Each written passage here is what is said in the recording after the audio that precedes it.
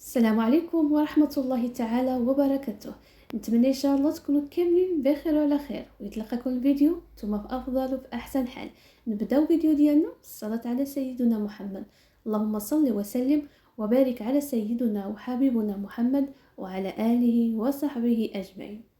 فيديو اليوم نشارك معكم طريقتي في تحضير الحرشة. كتجي صراحة ناجحة، كتجي هشيشة رطبة كتذوب ذوبان في الفم. طريقة مبسطة باش تحصلي على هذه النتيجة، ما عليك الا تتبعي الفيديو حتى الاخر. طبقي جميع المراحل اللي غادي نقولهم لك في الفيديو باش تجيك الحرشة ناجحة من اول تجربة.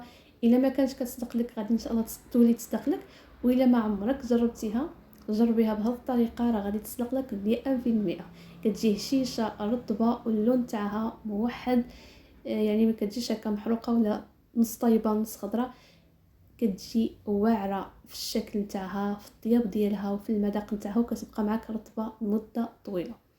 غادي نحتاجو هنايا سميد ديال الحرشه خاص بالحرشه، نوعيه تكون جيده باش تصدق لكم الحرشه زوينه. مهم هنا كناخذ اكثر من نص كيلو، تقريبا عندي هنايا 700 غرام، يعني على حسب المقله اللي تبغيو ديروا فيها الحرشه. كناخذ معلقه ديال العسل، ممكن تعوضوها بالمعلقه ديال السكر. كناخذ واحد المعلقه صغيره ما عمرش نتاع الملح. كندير واحد 3 حتى 4 ديال المعالق ديال الزيت النباتيه. كنبسبس السميده نتاعي في الزيت مزيان مع ديك المعلقه ديال العسل، ديك المعلقه الصغيره ما عمرش ديال الملحه. تندخلها مزيان، وكناخذ الكميه اللي غادي نقرص فيها الحرشه نتاعي. هذه نقطه اللي مهمه هكا باش تجيك حرشه، يعني كتسمى الحرشه كتحسي بها ملي كتشديها في ديك السميده حرشه، ما كتكونش قاصحه. ويعني ضروري تطبقوا هذه الطريقه باش تعرفوا النتيجه في الاخير. هذه الطريقه كيديروها المحلات اللي كيديروا الحرشه في الزنقه، معروفين بها. هنا كناخذ الماء، ما كنستعملش الحليب نهائيا. الا بغيتو تضيفوه ما كاين حتى شي اشكال، كنعجن غير بالماء فقط. بعد ما كنضيف واحد الكيس من خميره الحلويات، وكنضيف واحد المعلقه صغيره ما عمراش خميره الفوريه باش كنعجنوا الخبز. الدور ديال الخميره الفوريه كتخلينا الحرشه رطبه، واخا كنحمروها مزيان يعني كتجي مقرمله، في نفس الوقت كتبقى رطبه، عكس الا ما ضفتوهاش يعني كتجيكم الحرشه قاصحه. كنعجنها غير بالماء من الروبيني، ما يكونش الماء دافئ، الماء بارد.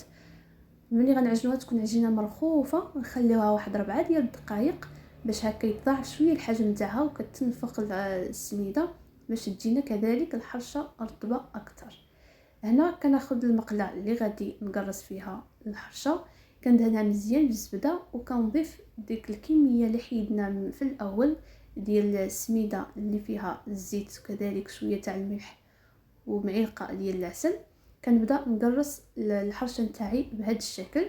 بغيتوها على السمك رقيقه بزاف راه كتاخذوا يعني غير الكميه، يعني انا درت الكميه اللي عجنت بها كامله ضفتها هنايا مع المقله عندي كبيره. بغيتو تجيكم يعني متوسطه، يعني كديروا على حسب نتوما واش بغيتوا الحرشه تكون رقيقه بزاف او تكون متوسطه. كنبدا نقادها مزيان من الجوان بالمعلقه، وكذلك كنحيد داك الاثار ديال الصبعان باش تجي الحرشه مسطحه. ملي كنحمروها كتعطي داك الشكل زوين، وكذلك تتحمر مزيان. يعني دوك الصبعان الا خليتو بحال هكاك مطبعين في الحرشه، ملي كتحمروها كيبقاو يبانوا. بعد ما طيبت على واحد الجهه كنرجع المقله تاعي، كنضيف ليها الزبده كما لاحظتوا هنا راه دابت مع المقله سخونه. كنزيد كنضيف ديك السميده اللي بقات ليا، وكنرجع الحرشه نتاعي. بالنسبه للزوائد ديال السميده راه في التالي كنسوسوهم باش يعني ما تعمرش لكم الطبق نتاعكم. ملي كتقدموا الحرشه كتسوسوها شويه، وكتجي صراحه زوينه زوينه بزاف الشكل تاعها. بالنسبه للطياب نتاعها ضروري البوطه تكون متوسطه، ما تكونش ناقصه بزاف باش ما تجيكمش الحرشه يعني كارمه، وكذلك ما تكونش مجهده باش ما تحرقهاش لكم. كنخليوها يعني العافيه متوسطه، وكنبداو نحركوها كل ساعه كما كنطيبوا الملوي. كنبقاو يعني كتشدوه هكا كتحركوه فوق المقله بطريقه بسرعه باش تجيكم محمره من الجوانب كاملين. داكشي اللي